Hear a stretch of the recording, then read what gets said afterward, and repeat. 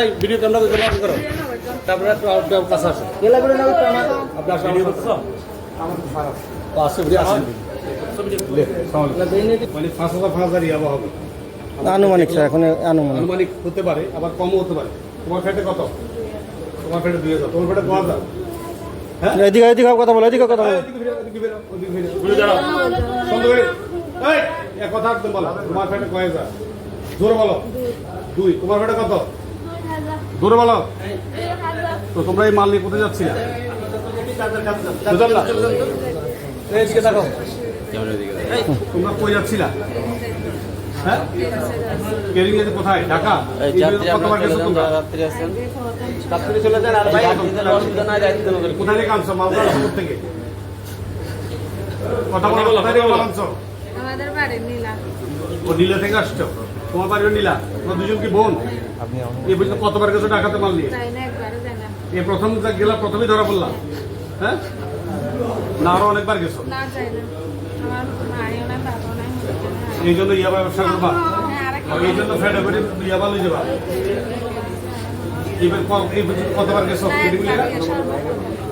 আচ্ছা বিমানের লোক যারা প্রতিনিয়ত দেখেন কথা বলিও না আমরা আটকাইছি এবং বসায় রাখছি ওনাদের সন্দেহ লাগছে এর আগে